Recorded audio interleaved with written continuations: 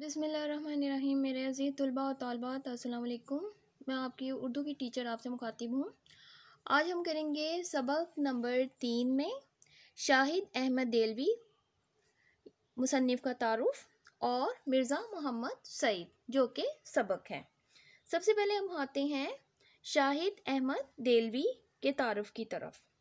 شاہد احمد دہلوی کو لکھنے پڑھنے کا شوق بچپن ہی تھا۔ ان کے والد محترم بشیر الدین احمد اپنے زمانے کے جانے پہچانے مصنف اور مورخ تھے۔ آپ کے دادا کو اردو کا پہلا ناول نگار ہونے کا شرف حاصل ہے، یعنی کہ شاہد احمد دہلوی ڈپٹی نذیر احمد کے پوتے تھے۔ گھر کا ماحول ہی ایسا تھا کہ جس نے شاہد احمد دہلوی کو لکھنے پڑھنے کی طرف راغب کیا۔ انہوں نے علمی زندگی میں قدم رکھنے کے بعد 24 سال کی عمر میں یعنی جنوری 1930 میں ایک ماہ نامہ رسالہ جاری کیا جس کا نام ساقی تھا۔ اس رسالے کے اجراء کے 6 سال بعد یعنی کہ 1936 میں انجمن ترقی پسند مصنفین دہلی کے سیکرٹری منتخب ہوئے۔ آپ شخصیت نگار ہونے کے ساتھ ساتھ بلند پایہ موسیقار بھی تھے۔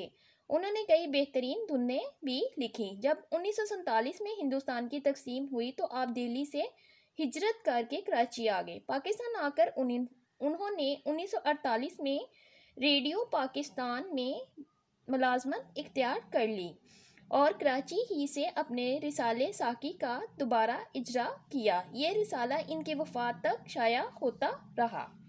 اب آتے ہیں ان کی تصانیف کی طرف۔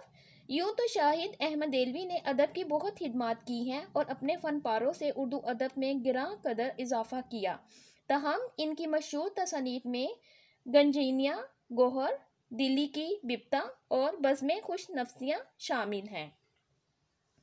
شاہد احمد دہلوی کی ادبی خدمات کو پیش نظر رکھتے ہوئے حکومت پاکستان نے انہیں افتخار ادب کا ایوارڈ دیا۔ شاہد احمد دہلوی نے 27 مئی کو 61 برس کی عمر میں وفات پائی۔ انہیں کراچی میں ہی دفن کیا گیا۔ اب مصنف کے تعارف کے بعد آتے ہیں ہم سبق کے خلاصے کی طرف۔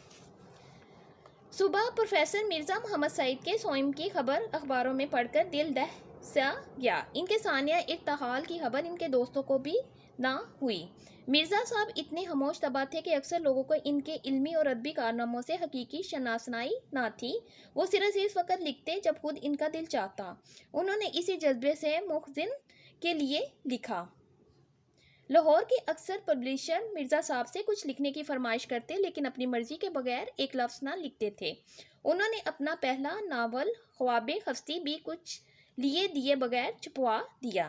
ایک پبلشر لاہور سے دلی آئے تاکہ مرزا صاحب سے ناول لکھنے کے لیے کہیں۔ اس ضمن تھا کہ وہ مرزا صاحب کو 1000 کا کثیر معاوضہ دے کر ناول لکھوا لیں گے۔ پبلشر مضمون نگار کے ہمراہ پروفیسر صاحب سے ملے، ناول کی فرمائش کی۔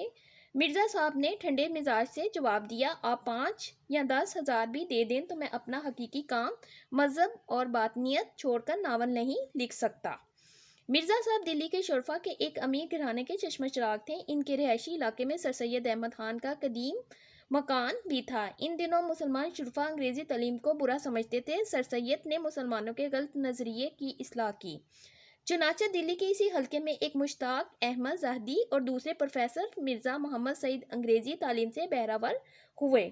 مرزا صاحب نے گورنمنٹ کالج لاہور سے تعلیم حاصل کی۔ 1906 اور 1907 میں علی گڑھ میں پڑھایا اور پھر گورنمنٹ کالج لاہور میں انگریزی کے پروفیسر ہو گئے۔ پطرس اور تاج بھی ان کے شاگردوں میں شامل ہیں۔ پطرس تو وائسرائے ہند سے بھی زیادہ ان کا احترام کرتے تھے۔ پطرس بخاری ریڈیو پاکستان کے ڈائریکٹر جنرل بھی ہو گئے لیکن دوستوں سے راہ و رسم میں کوئی فرق نہ آیا۔ انہوں نے مرزا صاحب کو ریڈیو پر تقریر کرنے کے لیے آمادہ کیا۔ جنگ کے زمانے میں لاہور کے بیشتر ادیب اور شاعر اتفاق سے دلی میں جمع ہو گئے۔ پطرس کی تحریک پر ایک ادبی حلقہ بن گیا، تنقیدی نشست ہوئی۔ ایک جلسے میں محمود نظامی کے مقابلے پر اظہار خیال ہونا تھا۔ مرزا صاحب نے محتاط رائے دی۔ پطرس نے فیض کو اشارہ کیا کہ وہ مرزا کی بات کاٹ کر بولنے لگے۔ مرزا صاحب جلال میں آ گئے اور فوراً پرانی تہذیبوں کی تحریک کے اوراق کھنگال ڈالے۔ فیض دم بہت رہ گئے۔ آخر چائے کا سامان رکھوایا گیا جس سے مرزا کا جوش ٹھنڈا ہوا۔